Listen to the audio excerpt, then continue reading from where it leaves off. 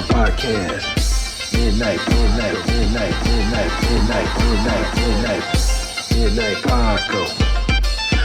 Paco Podcast.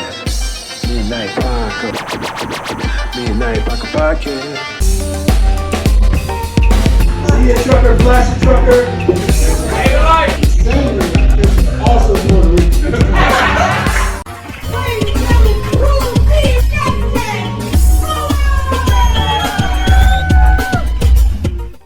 Yo! What's going on, everybody?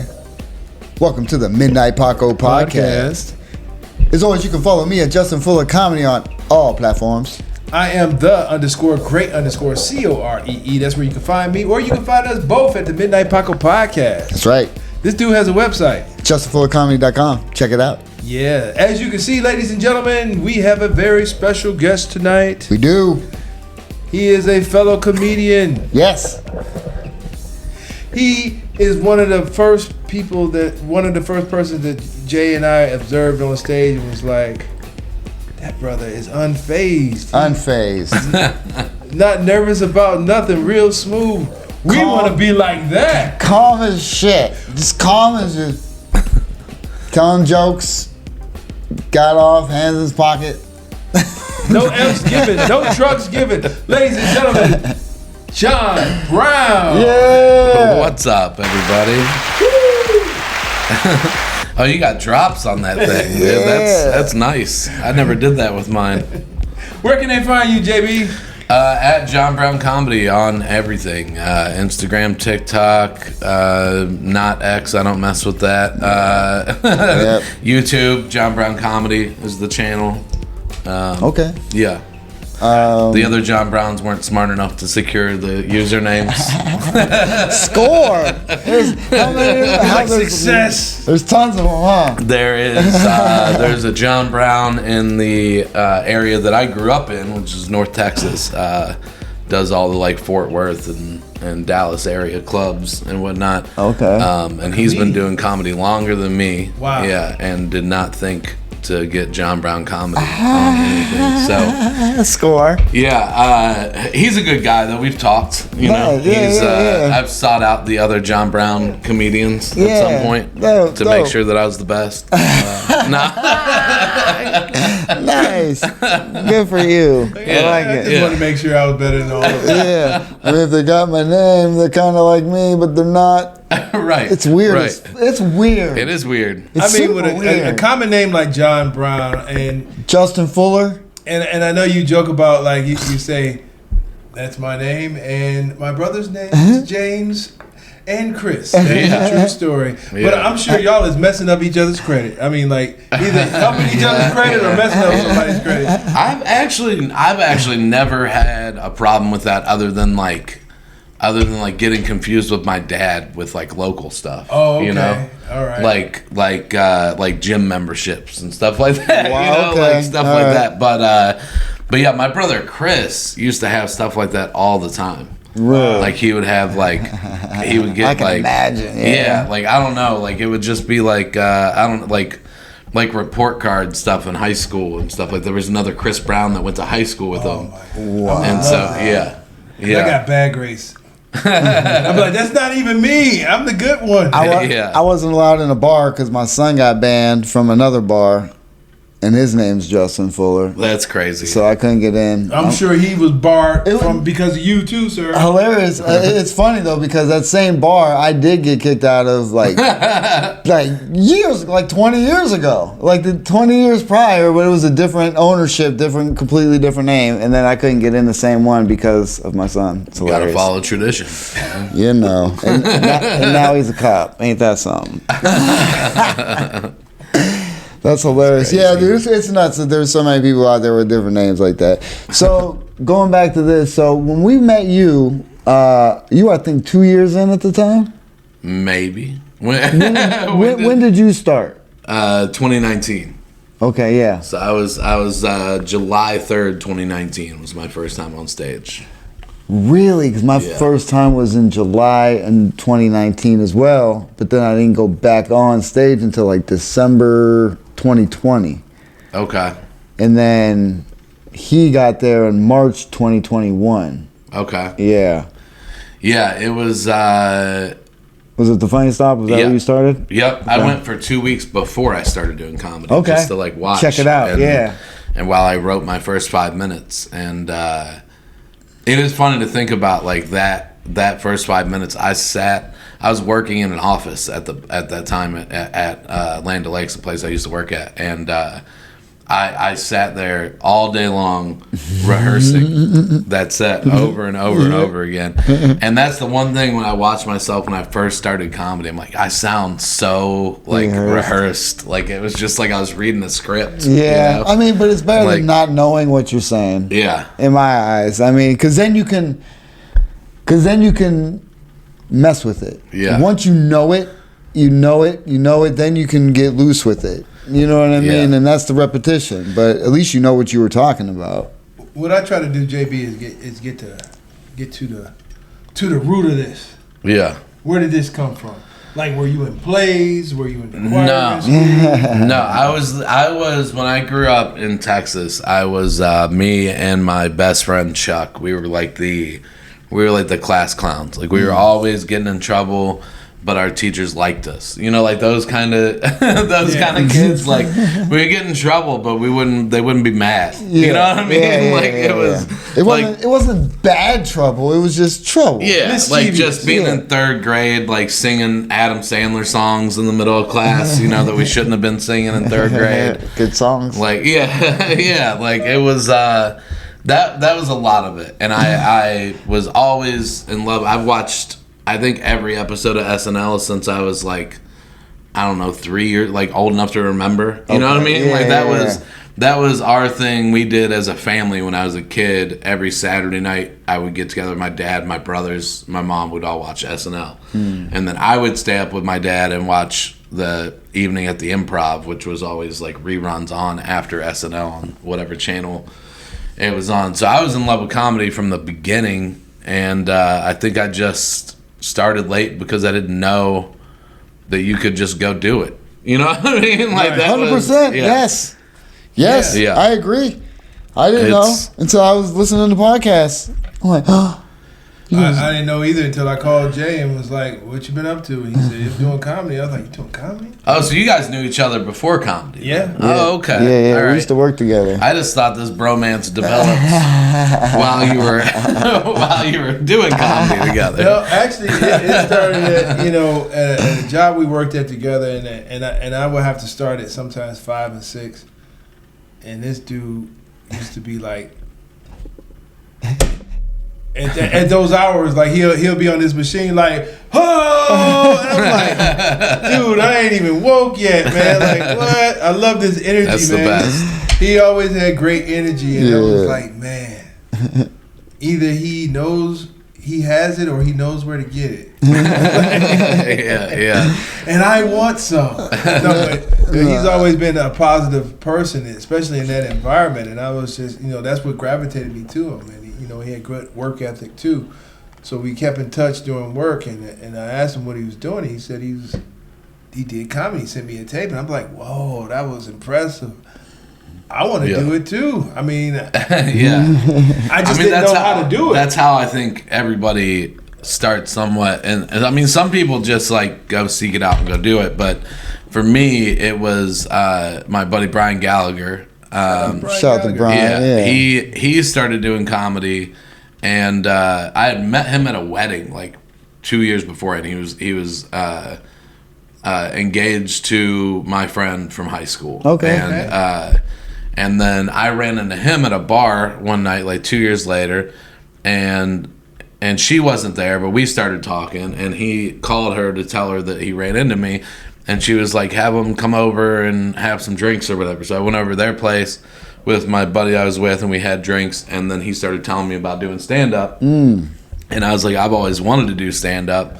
And they're like, oh, you'd be great at it. You should come out and check it out. And so I went and watched him like twice. And then I was like, I got to do this. And I don't know about you guys, but I was terrified my first time going up. I mean, I was nervous for sure. Terrified is not the word, but definitely was like, well, here we go. You know why? Because I've seen other people do it. Yeah. When I went there, like you said, I went a couple of weeks, and I'm just like, well, I can do that. You know, I did think that. I did have that. Like, I can do better than these people. But, you know, like. But then, you know, where you were thinking about and talking about what you write, where you were, you know, your set, and I realized because my second joke when I was trying to talk about Kevin Winslow Jr., it's like if you don't know who he is. You don't know, you know nothing about just him. Just an obscure-ass reference. Exactly. I learned right away. Yeah. You know, at least don't do that. You wasn't alone. I was terrified. Simply because it's like, now thinking back, that, like if I advanced in, you know, like, you know, to the next comedy show, if it was 2 weeks later, that 5 minutes held me hostage for 2 weeks. Yeah. I'm rehearsing. Well, I didn't go back for almost a year. Yeah, but I was terrified. Like I was nervous. I thought, oh yeah, you're right. Because I was thinking, well, do I do the same or do I do something new? Like I didn't know. Yeah, that's something that you have to have somebody, either you already know it or you have to have somebody tell you immediately. Yeah. Like, no, you work on that 5 minutes. Yeah. Like, yeah. I had Justin, but he was in my ear. But I was like, you know what? This is boring. I'm not going to do the same thing. Yeah, he was saying it. That's how everybody feels. Yep. I'm not going to keep doing the same boring thing, but then I finally get it, you know. Yeah. It was like, you know, he was one of the persons that was in my ear said, we're working on our hour special, 5 minutes at a time. Yeah. 5 minutes I at mean, a time. that first time, I was terrified, and then like, I said from the moment I got that first laugh, like it just all went away. Like it was just like I was hooked immediately. I literally came off stage and went over to the bar, and Brian was like, "How did that feel?" And I was like, "I think I want to do this the rest of my life." Yeah, like that was I said in that moment, like it was just like I'm doing this, and I started pretty much immediately doing like 5-6 mics a week. Like, yeah. Yeah. I know you were on. Like you used to say, like you're out there all the time. Yeah. It was, and then I would go to the Funny Stop every Friday and Saturday night and watch like the professional comedians just to like see how they did it. You know, like I made the mistake of taking a few dates to go see comedy when I first started because I was like, this is a cheap date. I get a discount on, you know, like it was, and that never went well, dude. I did it twice, and it didn't go well either time. I don't get it, man. It's because it's the worst first date you can possibly take someone on. It is. It is a professional show or open mic? Any show, because one, on a first date, you're supposed to be getting to know that person, right? And you can't talk at a comedy show, right, so that's like movies. And the movies is another one. Terrible idea. I don't know when that became a thing. But that is a terrible idea for a first date. You want to go somewhere where you can get to know each other and talk. Right. And you definitely do not want to go somewhere where you're going to sit in the front row and you can't talk, and then the comedian's going to make fun of you. Like for being there on your first date. Yes. Which is exactly what happened because my dumbass decided that Rich Voss was a great first date to go on. And I don't know if you know anything about Rich Voss, but that's his whole thing.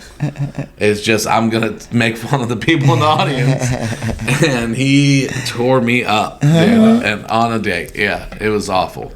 And then I went to, the second time, I went to go see a comedian I'm now good friends with, but I'm not going to say who it is, but he was headlining the Funny Stop, and he had a joke that was very edgy, I'll say, hilarious, and I was dying laughing. And then I thought the day went real well, and then after the show, she ghosted me. And like 2 weeks later, I was like, I'm just gonna text her to see why, you know. Yeah. And she said, she texted me back and said, she said the specific joke, and then she was like, and I just could not date someone that thinks that's funny. And I was like, all right. And then we weren't like a match anyways. Right. You know what I mean? 100%.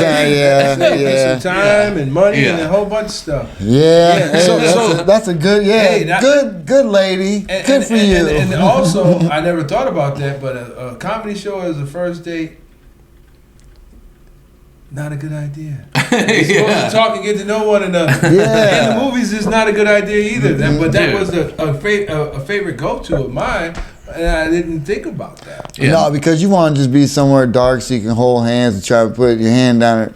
And plus, Jay told me to put your junk in the popcorn. What? So she could be reaching in there. Ooh, it's got butter. That's what the movies was for. Yeah. Put your junk in the popcorn? I mean, I seen it. I didn't do that. I didn't do that. Okay. I don't do Yeah, that. I'd say like mini golf or like bowling. Mini or golf? Bowling's good. Something like Bowling's that. good. Hey, what Like about it's- rock climbing? Huh? Rock climbing. Hey. And not if you're me, but yeah, if you're a more aerodynamic person, you know, like that's. I mean, I'm not really trying to climb a wall. Like, either, show you know out. what I Like, mean? shit. Like, I do this all the time. Like, I do that shit when I go to the work, go work out at the gym. I ain't trying to do that shit on a date. Why not, man? Practice at Dick's Sporting Goods or something. Nah, I'm good. All right. I gotta say, I know you guys talked about it last week, but congrats to Cool C Yeah, Thank you. congrats for winning the again. amateur contest. Something I never did personally. Nah, yeah. I mean, neither. Me neither. I'm always up there. I I'm did always running up. have a teeny little bit to do with it. I didn't tell them to pick you, but they were having a hard time deciding between you and the second place person. I can't even remember who it was, but they were equal. We don't know how to pick, and I was like, pick the one that deserves it. You know? Yeah, And- fact. Thank you. Yeah. Thank you. Yeah. yeah. It Simple as that. Yeah. Thank you. If it were up to me, I would have picked you. Like not only were you like one of the top two, they were trying hard to. I didn't see the other guy's set, so I don't know why. But you were one of the top two, and you've been going there for 5 years. Ever. You know, like it was time. Yeah. You know, like it was time. Thank you. And it feels good. It feels good. Yeah. The Funny Stop is a great, to me, it was a great workout room, and I met such great people. Like I said, like the introduction was genuine. Like this, when I went to the Funny Stop, I saw John Brown. Do you mind me saying JB? No, I don't care. I've been called so many different nicknames over the years. I don't care. Brownie, JB, whatever. No, I just don't want you to be like, don't ever call me. Every time I hear it. No, the only name like that is Jonathan, because that's not my name. It You don't has have nothing to do with my Jonathan. name. I get it. So like that, I get pissed about. But any other, I get don't really it. care. No. But JB was like, like one of the people like that you saw. I was entertained at the Funny Stop in the beginning because you saw different types of comedy. You didn't know what you were going to see. You heard dark. You saw many different styles. And John Brown got up there and was just like Smooth. smooth and cool, unfazed. Like in my beginning, I'm telling you about that 5 minutes was holding me hostage. Like I can't wait to get this over with. Did I do 5 minutes? Did I do all the time? Did I do all the time? Yeah, because, that was a struggle. Yeah, because Yeah. when I first went up there, I thought I did like 2.5, but Pete told everybody I did 2 minutes when I first went up there. I think I remember that. God, he was a son of a bitch sometimes, you know? Yeah, like Cool C did 2 minutes first time. And I'm like, how many people you gonna tell that shit? But yeah, it was 2 minutes of fire. But 2 minutes of fire. but it was just like I didn't have to use the bathroom, but then I knew I was about to go up. You get nervous, pee. That's what I call it. I don't know if it was my age or nerves. I went to the bathroom even though I didn't have to use the bathroom. And then if you wore khakis, you had to worry about pee dribble. It was a mess. It was terrifying. Yep. But I'm glad I went through it. I'm glad I did it. But when seeing people like John Brown go up on stage, it was hope. Like, I want to be like that. That's it. That, if I can give another comedian a shout out real quick, that is how I felt the first time I saw Tim Wolf. Shout out to Tim Wolf. I was at a I did this show that I shouldn't have been doing. This dude that used to do comedy and book shows in the Youngstown area, Michael something Copenhagen or something, but he booked me on the show to do 15 minutes, and I was like 4 months into comedy. You know what I mean? I had maybe 5 minutes of good shit. And so I go, and this place is packed, but there's only like 2 rows of people sitting in front of the show, Okay. and the rest of them are just like dispersed throughout the bar. And so there's only these two rows of people paying attention to me, Right. and I'm bombing so hard. And I this one new bit that I was like, I'm gonna try this tonight. It bombed so hard, and it was a longer bit that I bailed in the middle of it and just went. I'm like, that's not working. I just went to something else. It was awful. And then I went out to smoke a cigarette, and Tim Wolf, Jason Malterno, and Aaron Scardina were out there. Like, it was the first time I met the Youngstown guys, basically. Okay. And they introduced themselves and shit, and then they went inside. And when I came back inside from smoking the cigarette, the entire bar, like every single person in the bar was staring at the stage, and Tim Wolf was on stage and just had them hanging on his every word and just murdering. And I was like, how do you do that? Like, how did he get everyone's attention in the bar? Right. And like that was like, I was like, I want to be that guy. Like, that's sometimes it's how people look, how they everything. He had a Matthew Broderick advantage. Yeah. No, he was it's funny, everything. and I wasn't. That's what it was. I was gonna say, did he do the Pet Smart? No, this was before Pet. This was pre-Pet Smart. But Tim Wolf is good. He's good. He's one of the best. Yeah, dude. And he's so calm and cool up there too. I toured with him a lot. We used to do a lot of these shows where I would do a half hour and he would do an hour, and it was crazy because I would have some sets that were just like so killer that I would like walk off and thinking like I'd be worried like, oh shit, I killed too hard, like Tim's gonna have trouble following me, you know. And then I'd go outside and smoke a cigarette, and like 2 minutes into my cigarette, I just hear the crowd like dying laughing. I'm like, oh shit, he's killing harder than I did already. He is into his set. Yeah, he's crazy, dude. He is. Because that is a thing. There's a lot of comics that like if the person in front of them kills, they don't know how to like reset the room and you know like get that, like it is. See, I don't know. It is hard. It's see, in my mind, I don't know because I look at it like good. That's awesome for the show. Yeah, Up it next. is. If the headliner knows, if the headliner's experienced enough to know how to deal with that. Some headliners just don't like dealing with it. And so they bring lesser comics out on the road with them. You know what I mean? Right. That's why my first time headlining on the road, I did the Kazi's Comedy Club down in Virginia, and I brought Tim with me because I was like, as my feature, because I was like, I want to be challenged. You know, like I don't want to have somebody that I think is gonna be an easy follow, and he murdered, dude. Like it was crazy. Plus, you don't want somebody that's just got no energy or anything like that anyway. Yeah, it's like I don't know. No, Tim Wolf is one of my faves. We had the pleasure of hiring him on one of our shows, and he did a great job. Did a great job. Yeah, he did. Tim Wolf can. It's like the fact of the matter is, and I'm going to ask you this too. Fact of the matter is, you got, one of the things about reading the room, you look at the age demographic. You look at if it's a black or white crowd. And you got certain comedians that can just do good across the board. And I want to say Wolf is one of those guys that can do it. Black or white, it's relatable. Tim can do it. Yeah. Do you have a preference? No, I pride myself in that. Like I can go up in front of any crowd. I don't care.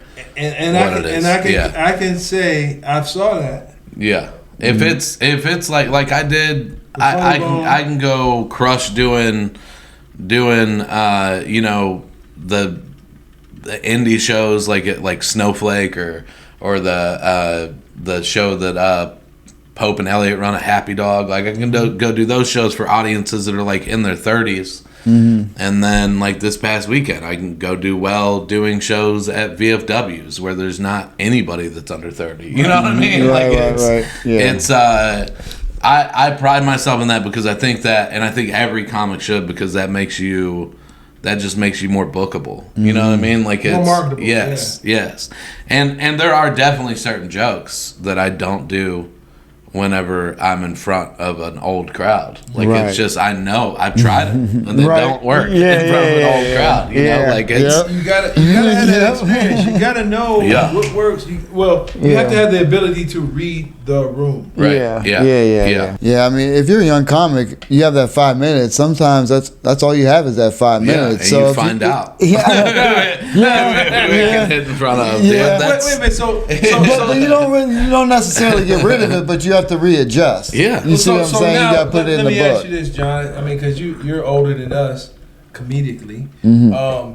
Can you go into a place, read the room, like look at the demographics, and pick out your set, or do you have your? Oh, set? 100%. I now am at a point where I don't think about my set until I'm up there. So I kind of feel the room and would see where I'm going to go with it. I know I have certain jokes that I can do with an older audience, but I have to do like 20 minutes to a half hour first before I do those jokes. Yeah, you warm them up. Yeah, I have to get them on my side, and then once you have them in that pocket where it's like they're gonna laugh at anything you say. Yeah, you know what I mean? Like, because yeah. they know you're coming from a good place. Right. They trust you Yeah, at that point. yeah, you know, yeah. like so. See, I haven't had that But many you can't do that in opportunities. 5 minutes. You know what I mean? Like, you Right. just have to do what you think's gonna make them laugh. You know, like it's you can't be like, I'm gonna do my jokes that I like doing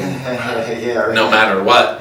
You know, like Sometimes I think it's Yeah. funny, and I'm going to do it. I don't give a shit. That shit's funny. yeah. No, and you know what? And you, how can I say this? The company you keep, or some of them, are some of them jokes that be like, "Oh, that's not funny," or "You guys just don't get it." You don't do that.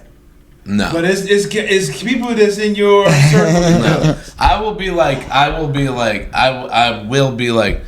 right, we didn't like that one. That's fine. You know, like I'll say that, but like I'm not gonna blame them for not liking it. Like, you know, like if they don't like it, that's my fault. Like I should have read the room better. You know what I mean? Like it's. But how cool is that though? That at this point you can actually sit there and go through the Rolodex, and you know what I mean? We're sitting there and just computing, okay, and then you're trying to place it together because you're like, okay, this is like this, how much? This is like 2 minutes. This is 1:30. Yeah, you know, in your head. It comes with experience. I know, Yeah. but it comes with experience, is what I'm saying. So at this point, we're able to just sit there and go through it. Like, okay, I got to put this set together. Okay, well, this is the room. Okay, they might like the, you know what I mean? It's like the only time I have to plan out now is if I'm doing like 5. If I'm doing 5 minutes, like I have to think about like what jokes I'm gonna do in that short amount of time. You know what I mean? that's it's why, like yeah. it's if I'm doing an hour, like I'm just doing Letting whatever I everything feel. breathe. You know, Yeah, like yeah, it's yeah. and letting shit breathe. Yeah, like it's. But if I'm doing 5, I'm trying to make it a tight 5 where it's just nonstop punches. You know what I mean? You had a joke Yeah. that I really liked, and it was about a kid with a dead rabbit. Yeah. Oh, yeah. And I've always wanted to ask you, were you that kid? No. That came from me being high and driving, and I literally swerved out of the way for a dead rabbit, and I saw this 8-year-old kid playing in his front yard, and I thought, wouldn't that be funny if this was this kid's rabbit? and then I just... I thought that was you. I was like, That's I said, that's hilarious. fucking John.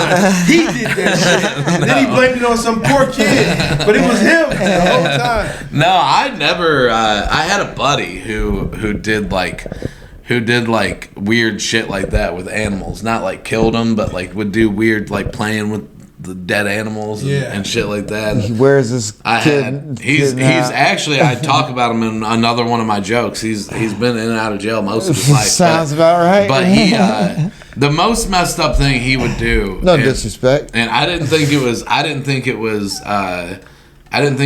like, I thought it was weird at the time, but I didn't think, like, now I think he was like psycho for doing it. But he had a thing where he would take frogs and see how high he could throw them and they still survive. What basically. the fuck? It was some Psychopath. it was some Yes. messed up stuff. But growing up like a Texas boy, like that was just like I don't know. It's like this kid likes messing with frogs. Yeah, you know? no, I get it.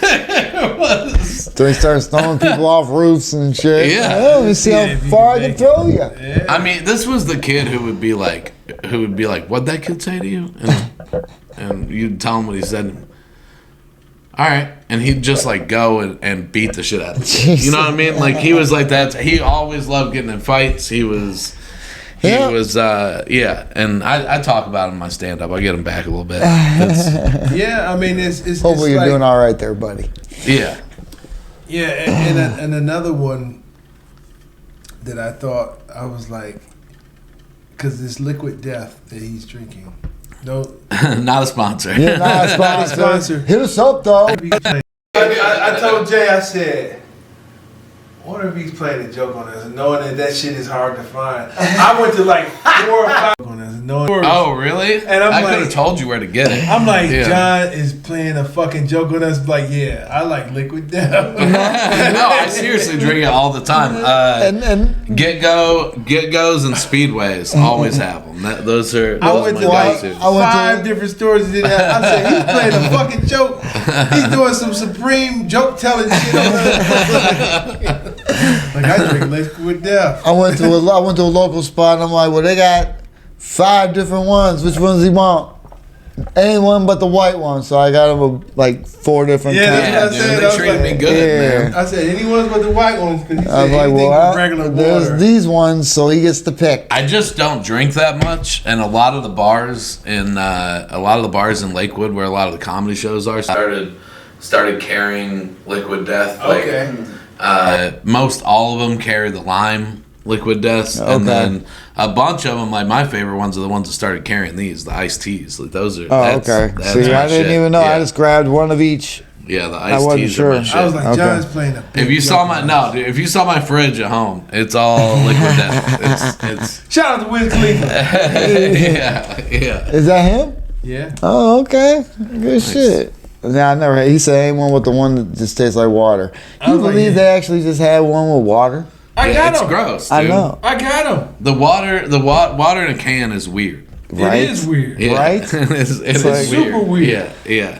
But I like it. Bottles. You do? I do. Dude, that's what they sell at when You they don't sell do? bottled water. Ugh. They I like don't, it. they don't sell bottled water at Blossom anymore. They sell the Liquid Deaths in the can. Shout out to Wiz. And it's like it's weird. I don't like it. It's got like a metallic taste. To Yeah, water. and even these were I think it's drinking vintage. plastic. It's so, just water. You know. It's water. I'll But, tell you, I changed with nut times, man. I used to be like under the faucet. Now I'm cool with tap water. I don't know what he's talking about because we come from the generation of water hose people. I know. All day, and I used to taste Dude, like the best. I'm Cold. definitely gonna have cancer from that shit, dude. I mean, because we used to drink water out of the hose that was sitting in the Texas sun all day. You know what I mean? Like, and you'd like run it for a while to let it get not hot. You Yeah, know? yeah. It was never cold, but No. you could get it to be not hot. Like it was, yeah. Like, look, give me some not hot water. You know? Dude. Another thing, I don't care what anybody say. Water gun water was the best water. Water gun Water water. gun water. The That best was water the ever. worst. I don't think I ever drank water gun water. Oh, I have. Yeah, you know. Anytime you run around, you're thirsty. You just couple Shoot squirts. yourself in your head. Pause. Dude, the best water I ever had in my life was in Texas. We had, I think it's like required for like a school football practice. They have to have like refrigerated. They call them cows, and it's like so. Ours was like pretty simple. It was just a pipe with a bunch of holes in it. Oh, okay. All right. And they'd turn the Hose on. refrigerated water on, and cold water would shoot out of the holes. So you just like grab a hole and just stand in front of it and drink Wow. it. And it was so cold and delicious when you were playing football. Oh, dude. yeah. It was the best. Especially dude. 2-a-days? Yeah. Oh, Yeah. I know they don't have them no more. Yeah. Betas. Softies. Betas. So you know what, John Brown, you've been doing, the comedy tours and things like that. Like, And I always like to ask, if you could wave a reality magic wand, what would you be doing? As far as what? Like, what do you mean? You gotta. When I say reality, Yeah. nothing like, oh, I'll be doing individual flight because I'll have wings up my back. Nothing like that. That's your dream. Reality magic wand, like, okay, you're doing well in comedy. Yeah. Will you be writing for sitcoms? Will you be writing for Fallon? Would you be Torn. having your own I sitcom? mean, Would you be touring? I would. What you do? I would love to. I would love to just be a stand-up, and maybe like write for. I like writing like monologue and like stand-up jokes. I like writing monologue jokes. I like writing roast jokes. So like, I would love to write for that roast of Tom Brady, like award shows, like shit like that. Like I would love to write for that kind of stuff. But just doing stand-up, man. Like if I could do anything, like sell out Goodyear Theater in Akron, like that would be like. And it's such. That's like a thing where like I know a lot of people want to be doing arenas or touring theaters and all this stuff. Like I just want to be able to sell enough seats to get comedy clubs to book me, and like one time in my life to sell out that theater in Akron. That's it, dude. So yeah, if I could wave a magic wand, I'd just be able to not have a day job. Like and just do comedy. Like Just do comedy. It. Yeah. And writing. So you know he's open to doing writing. Are you opposed to doing movies? No, but I don't think anybody would want me for that. I don't know. It's You never know, You can always be that friend. somebody said that somebody said recently, and I never noticed that I do it, but I do the Seth Rogen thing where I like laugh after I talk a lot, and I didn't know that I did it, but then You somebody actually pointed it laugh out. like Seth Rogen. Yes. Like Yeah. Well, that's what I was about to say. They already have a Seth Rogen. They don't need another one that's non-Jewish. You know what I mean? Like it's he's already there. There's always a role. There's always a role. like where there's a Wendy's, there's always a McDonald's. Yeah. Come on now. I don't know. I don't think I would do some sketches and I would like to do. I would be down with doing like the fake reporter thing, like on the Daily Show, like correspondent kind of thing. Like I would do that kind of stuff. But as far as movies, I've just never had any aspirations to do movies or TV shows or anything like that. You don't until you're picked. I would do it because of the opportunities that would come from it. Yeah. So you're not searching No. that out, but Like, if it that's- came to you from doing comedy, Yes. Well, because it would lead more to opportunities in stand-up. Yeah, you know what I mean? Like that. 100%. Yeah, it would be, if I were to do a movie or a TV show ever, it would be with the sole purpose of selling more tickets. Yeah, like yeah, that. You know what I mean? Like that's, got you. No, I get it, That's and that's fair. But you know, so you told me like how you got started on comedy. But and you said you watched what was it called? SNL. Evening at the Improv. Evening at the Yeah. Improv. But like, who were some of those comedians that you watched and was like, you know what? Who were your influences? Growing up, I mean, the ones that I remember watching the most growing up were, Dave Chappelle and Chris Rock. But then Evening at the Improv, I remember watching Mark Maron, Evening at the Improv, and he's been one of my favorite comics since I was a little kid. Okay. Which is weird because he was like a political comic whenever I was a little kid, Right, and I still yeah. liked it. Like I just liked his whole persona, like the angry, like and that But you're kind of not settled that. down. And no, but I think like Louis C.K. I think like that's like my wheelhouse, and I think like I realized that like that's kind of my style of joke writing is kind of like 2 to 3 minute bits that are like not stories, but like like 2 or 3 long minute bits where I can tag it, and it's just like, and I kind of do a lot of comedy that's in that like not real realm, where like where like animals have personalities and stuff like like stuff like that. And then I don't know, and Mitch Hedberg was the biggest one. That was the biggest one for me. Which is weird because I'm not a one-liner at all, but but I think the same way Mitch Hedberg did I think everybody did about jokes. Yeah, yeah. Like that's where my brain goes. Like where the weird off the wall kind of stuff. Like I don't know. Like I don't think anybody would think like I hardly ever do this joke because it never really got it to work. But one day I saw a cow with his neck on the barbed wire of a fence, and he was like going like this, and my brain instantly thought, do cows scratch their neck on barbed wire, or like is that cow trying to unalive himself? Right. Yeah. But that's not terrible, but that's where your mind automatically goes. But that's my mind goes to like those places. You mean that didn't work? It didn't work? No, I've tried it so many different ways. Yeah, it works in like another joke, but it didn't work like on its own. Okay. But yeah, I mean, I thought it worked on its own.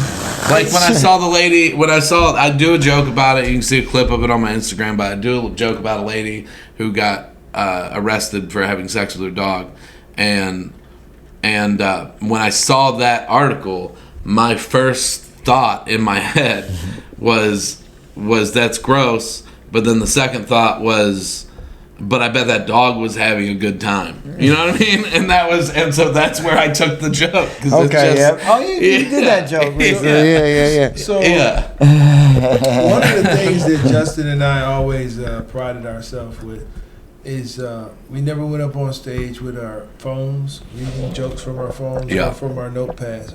And we take pride in that. And I'm an observer. I never seen you over in the cut, like writing in your joke book or something like that. I never seen you go up on stage with a joke book. Like, can you walk us through, like, how is your joke process? Like, how does it start, and how does it begin, and how does it end up on stage, if you don't mind? It's all over the place, honestly. I mean, I do kind of have a method, and that's just that, like, when I think of, like, sometimes I will literally say, I'm writing jokes today, and I'll sit down, I'll get high, I'll sit down, I'll put on some, like, instrumental music. Great. And honestly kind of dance around my house while I'm thinking about stuff. And sometimes I'll take random word generators, and I'll just have a word pop up, and then I'll just roll that word around in my head. And kind of whatever comes to mind from that word, I'll just like write it down, and if it never becomes anything, it never does. But sometimes it turns into something. Right. But then sometimes I'll just be having a conversation with somebody and say something that everybody laughs at, and I'm like, I gotta write that down, and I'll like write it down real quick, and then later on I'll come back to that, see it in my phone, and be like, a lot of it gets done in the shower. I'm not gonna lie, that's a lot of it. A lot of it gets done in the shower. A lot of thinking, Shower and toilet. And driving. Definitely driving, which is very dangerous because Google Assistant does not do a good job of taking down your notes. You gotta do the chat, baby. But yeah, man, and I write everything down. I do write everything down, but I do it in my notepad in my phone. I wish I was a notebook guy, but I just never have been. I will never be. I am a notebook guy if I write it. But yeah, I write every word down. But my problem is what I need to get better at. Something I need to get better at is I don't always change the joke in my notepad whenever I change it on stage, or like it's.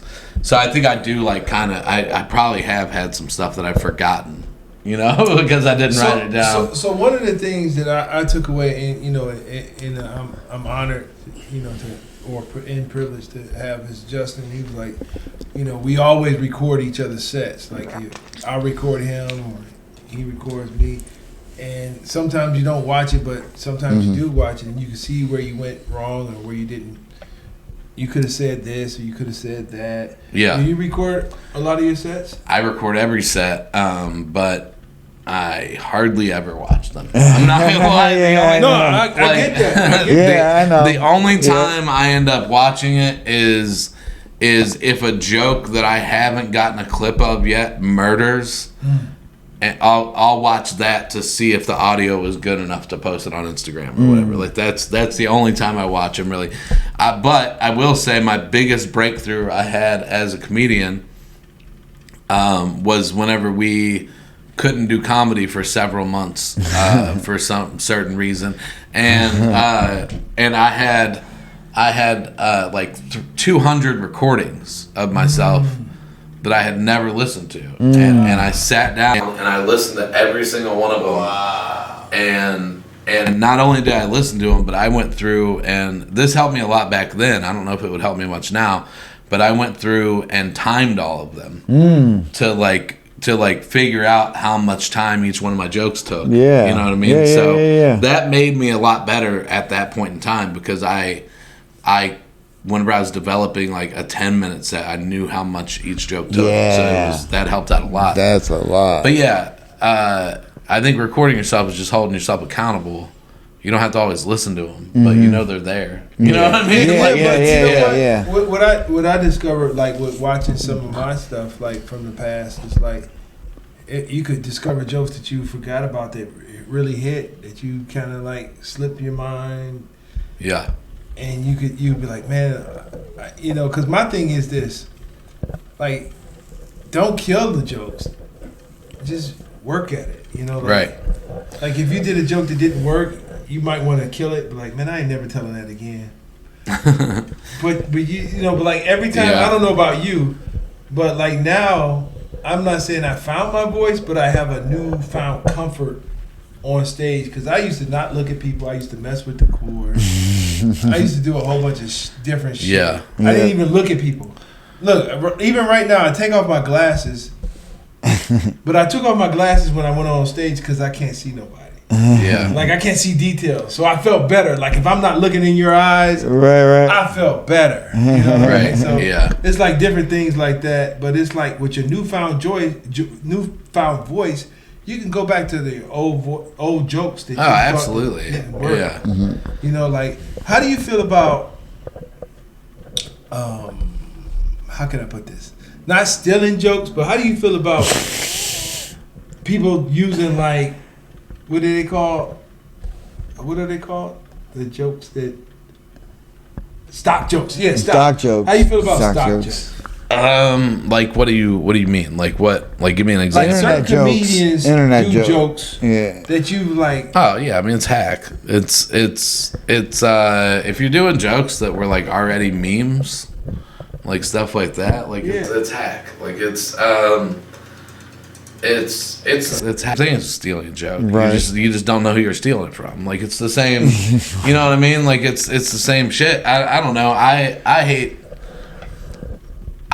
don't get angry when I hear somebody do a joke that I've already heard from somebody else, because I don't know if they know that is like it could be parallel thought. It could be parallel thought. Yeah. That is a real thing. It could also be that they had heard that person do that joke, and that they forgot they heard that person do that joke, and they thought it was an original thought. Right. My problem is when you tell someone that, hey, so-and-so does that joke, and then they still do it. Like that is where I draw the line. Like that is, you can't do that. That's just, you're not gonna be respected by anybody if you do that. It's just some, and like, I don't know, like there's always been comedians that do street jokes and shit. Like I think that's just something that some jokes are like almost like, what do you call it? What do you call it when you're like allowed to use a song on a podcast? Stock joke. It's like a stock music, free. You know. Like, I mean, there's some stuff though that like everybody does. Like, I don't think those are bad. Like, those are just like throwaways. Yeah, like when you're talking to somebody and they're too drunk to understand, and a lot of comics will be like, "Wait, you having a stroke down there?" Like that's. Everybody does that. Well, that's talking with them. We're talking about like somebody up there telling jokes that are completely. You can research it online. Yeah, you can pull it up and be like, "What the?" Yeah, you're not getting anywhere with that. I mean, in the long run, but sometimes they kill in the room. Yeah. And that's and when it happens that way, you're like, ugh. Yeah, but then you see those people fizzle out. Like, you know what I mean? Like, they're not... because Carlos Mencia had a big career forever. but they're cheating themselves. Yeah, oh, You know yeah, what I mean? 100%. It's But are they? Unless they get caught. he had to have been a good comedian at one point to get to the point where he was. And I think at some point, maybe when he got to that point where he just got lazy because he was so busy with all of the things that were going on in his life. His openers and stuff. instead of hiring writers or whatever, he just started doing the worst thing you can do in comedy. I mean, it's because like back in the day, a lot of those comedians didn't write their own jokes. They had writers that wrote jokes for them. Like Roseanne, her first special that everybody hypes up all the time and says was great. Yeah, dude, I just heard a podcast recently where somebody was talking about, like, when she was writing that special, she would come up with the premise and be like, this is what I want the joke to be, and then someone would write it for her. That's like terrible. So I mean, that used to be normal. I mean, Robin Williams is famous for he used to buy jokes from people. You know, like I heard he stole jokes, and then had to pay him and off. then would send him a check. That was how he did it. Yeah. And cocaine. He was sniffing all the cocaine. Well, why not? But that was a regular thing back in the day. And if a famous comic came up to you whenever you were a broke comic and told you they were buying your joke for $500 or whatever, you took it. Right. You know what I mean? Because brand new joke. Yeah. That's not your joke anymore. You know, like it's. I could never do that. I could never hear somebody else tell my joke. Yeah. Like unless you give him one. We had a one-liner for Von Wesley. Shout out for Von Wesley. Shout out to Von Wesley, but he refused it. Yeah, he didn't want it. He didn't want it. I mean, I'll give tags to people, and I've used tags that people have given to me. Like that's normal. This was a perfect Von Wesley joke. Yeah. How'd it go? I had a friend who had a car. You had to blow in it to start it. Man, I hate giving blowjobs. Like how you got the delivery down and everything. Shout out to Von Wesley. Shout out to Von Wesley. It was a Von Wesley joke, man. I thought it was perfect for him, you know? It was perfect. I thought it was, you know. So you're not opposed to tags and things? No, tags, that's a normal part of comedy. When somebody comes up to you and they tell you. I would say, though, that like 90% of the time when somebody gives me a tag, I'll be like, oh yeah, that might be funny, and thinking in my head like, I'm never using this tag. Because they don't know. Yeah, they're not you, so they don't know like your delivery and what would work with, you know, like you know what works for you. I gave him a tag. Yeah. I'm sure he dismissed it. Yeah. Who, me? John. Oh. What was it? When you were talking about the OnlyFans chick. Oh. OnlyFans chick. I don't remember this. Yeah, you said something about her. You were talking about a OnlyFans. She got caught legally or something, and I told you. Oh no! You're talking about the dog sex joke. Yes. Yeah. And I was I thought you were going to say I was upset because I subscribed to it and not my money's wasted and shit. So that I didn't dismiss it, but that is an example of like when somebody gives you a tag. But that tag would like change the whole joke. Right. So it's like that is something that unless the joke's not working, I'm probably not gonna take. You know what I mean? But like if the joke wasn't working and he gave me that and then I tried it and it worked better, I would definitely use it. You know what I mean? Like that's. I actually got a tag. Shout out to Dan. Was it Dan out in I forget whatever. He gave me a forklift certified. Yeah. That's a great tag. It's a great tag. It works. I was like, all right, dope. I'll throw that shit in. Yeah. You know what? And to me, it's just like when Justin told me he was doing comedy, I said, man, I want to go there because I thought it was going to be a room full of comedians. Everybody's going to be like, jokes.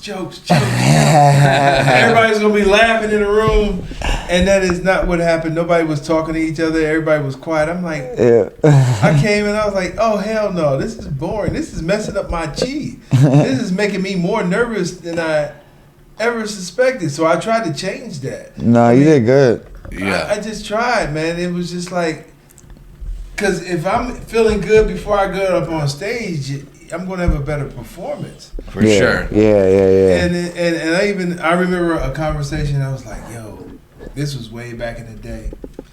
And it brought me another perspective because I was like, I was talking to John Brown. And I said, man, the comedians are the loudest motherfuckers in the room.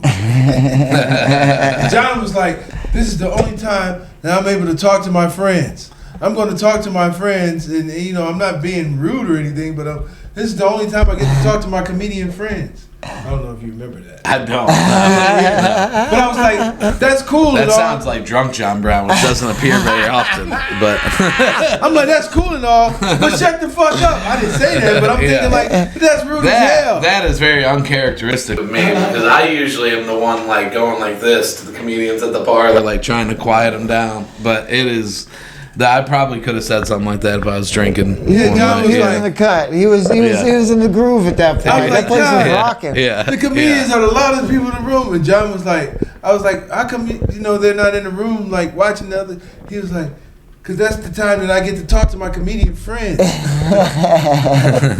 I'm surprised I didn't say something like, well, people should make them laugh more then. That's, Right. Like that was, because that's what would have been said to me when I was starting out, if I would have said that to one of the upper comedians dude, Funny Stop is not the same as it used to be. No. I will say that. Oh, yeah, not and at all. even in like 2021, 2022, like it wasn't the same as it was in 2019, dude. In 2019, not at all. there were a lot of like 2, 3 year, 4 year comics that would hang out at Funny Stop on Wednesdays, and they would make you feel like shit, dude. Like really? I mean, but in a good way. Like you know what I mean? Like it's like train you? Yeah, it like made The you tough. hazing? It made you have a tougher skin, dude. I really think like I don't know, like I would have what I thought was a killer set, and then I would come over to the bar,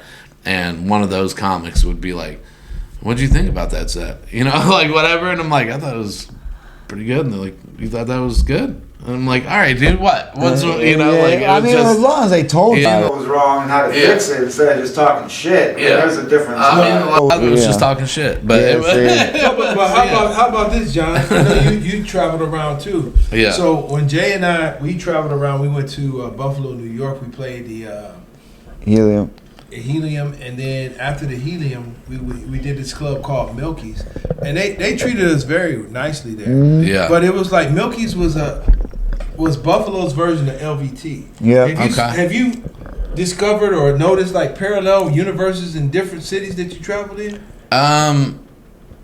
Yeah, but I've mostly noticed like I think Cleveland is one of the most accepting scenes I've been to for outsiders, like people coming in from out of town.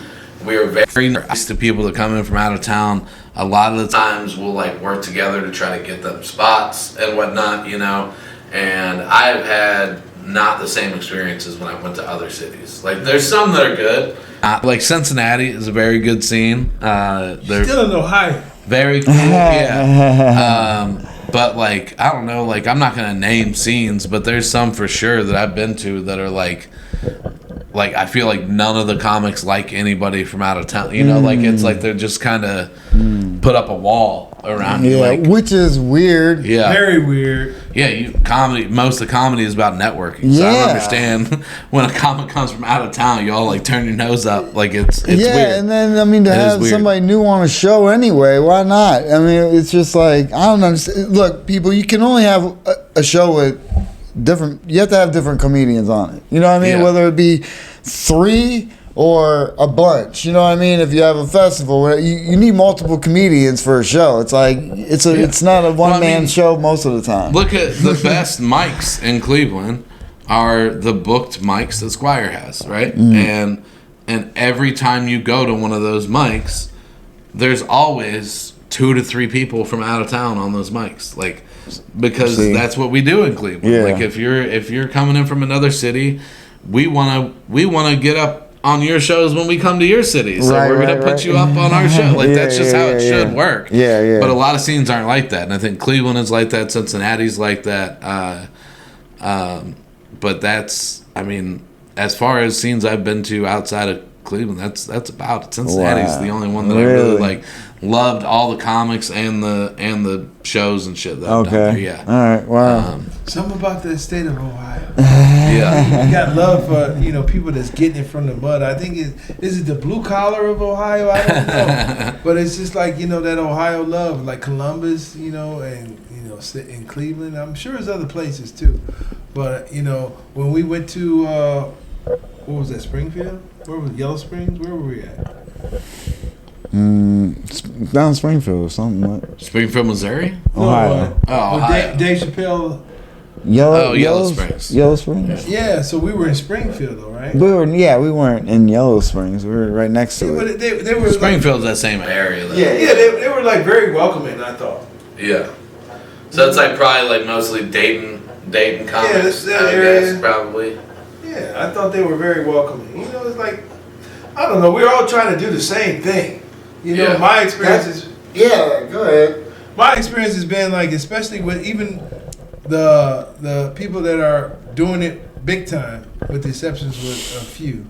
Once they hear that where we're from and what we're doing, they look at us and treat us like peers. That's been the experience, That's been the experience. That's how it should be. That's how it should be. But you got certain individuals that said that we should salute them. When we see them. Yeah. Not us. Until you like, you should treat everybody like that until you see them on stage and then they suck and then you I can't treat you like that anymore. I'm sorry. I don't know, but now we can't be friends. I'm very, yeah. I'm very confident in saying even the people that you consider are the worst comedians in Cleveland are better than most in other states. I'm confident in saying that because I've seen it. Yeah. Like because we're in a rough area, John Brown. I mean, dude, I don't know if you know that or not. What? We're in a rough area for comedy. What do you mean? Like, if you gotta really bring it. Like, if people like. No. You're talking about the skill here is top notch. It is. Yeah, like you did. I've seen you do well at the Funny Bone. That's not an easy crowd to please. Right. You've done well at the Funny Bone. Yeah, I mean, I've heard many comics say that that's their least favorite room in the country. No, but I've seen you do well at the Funny Bone. Justin and I both saw you do well at the Funny Bone. I've always done well there. It's just whenever I go there, the booker is never there, so I don't know. No, but it's like, look, John, we got top-notch comedians that's been on TV that toured the world that said they're never coming back to Cleveland. Yeah. I just wish the booker at the Funny Bone would watch this podcast. Yeah, That's right? all. Yeah, listen to what he's saying, and I can kill at the Funny Bone. Yeah. I'm not. No, I didn't mean to say. Talk to Fred. This is my campaign video. No, I'm not saying F the bookers, but I'm just saying you've done well at the Funny Bone. Yeah. And you got some major people that's been on shows, that had TV shows, that's successful, and said they're never coming back to Cleveland. Yeah, well, none of us like Ari Spears. So, I didn't say his name. But I mean, he's obviously hated in Cleveland now, so I don't care. Ari Spears, Joe Kim Noah, they're on the list, dude. It's Joe Kim Noah. Joe You remember Kim that when he was talking shit about Cleveland? I was a big fan Anybody of that talk Barry shit Spears. about Cleveland, we don't want him. I was a big fan of Barry Spears. He does impressions. I do impressions. I'll probably be imitating John Brown when I leave. When he leaves. I'll be laughing like that. That's just what I do. So he does. Yeah. I mean, if you talk shit about Cleveland, we're gonna hate you. That's just how it is. I know. I get it all the time. Yeah. No, I get it. Hey, so John Brown. I mean, in addition to tearing it up in the city, which is considered a tough city, like what is something that you you know, you put it out in the atmosphere for all the viewers to know you want to do some writing, you want to do some more tour. Let everybody know what you're doing. Oh, and those accolades that you did. You won the. Yeah, I mean, no, I don't know. But I want to sell tickets. I want people to go to my social medias and follow me on those. I plan to create more content in the future. Right now, I'm focused on personal health. It is, which is a good thing. Day at a time, baby. Day at a time. Yeah, it is. It is. No, but I missed those accolades that you did. Those. What did you win? You're the winner. You're talking about the comedy festivals. Please let everybody know. Cleveland Comedy Festival, Rubber City Comedy Festival, Best of Fest of both of those. It's just those accolades, like they're great and everything, but it's like it doesn't really mean anything in the industry. You know what I mean? It's all about getting a following. It's about putting asses in seats. Like that's what it is. And I hope to be able to do that. That's it. I want to make more content that people enjoy on social media other than just stand up. I don't know what that is, but I'll figure it out. On TikTok. At some point, I might do monologues on TikTok. This is John Popper's handsome little brother. Oh my God! I can't play any instruments, dude. It's not. He's from Ohio too. But yeah, that's it. I don't need to be in movies or anything. But if you got shows you want to book me on or ideas for social media, I'm down. I'm not getting naked, but other than that, he's doing monologues on TikTok coming soon. Look out for those. He said he's not getting naked. I'm not getting naked. No foot That's pics. the deal breaker. He's not getting naked. No foot pics for me. Unless he gets booked. Yeah. I mean, even then, dude, I don't know. I don't know if I could do one of those naked shows. Dude. Yeah, no. He said he will take his hat off for the I'm a $1 million. grower. You know, it's. Yep. I can stretch it out. You got a couple. You got a minute. Let's go. It's getting back up there. Turtle head. Let's pull it out. What the? On that note, hey Jay, where can they find you at? Hey everybody, you can follow me at Justin Fuller Comedy on all platforms. I am the_great_COREE. That's where you can find me, or you can find us both at the Midnight Paco Podcast. Hey, I would like to thank our very special guest, John Brown. Yeah. Where can they find you? Where can they find you, man? At John Brown Comedy on everything. Yeah, and go Buckeyes. OH! Ayo. Boom. Peace out. Later, guys. Midnight Paco. Midnight Paco Podcast. Midnight Paco.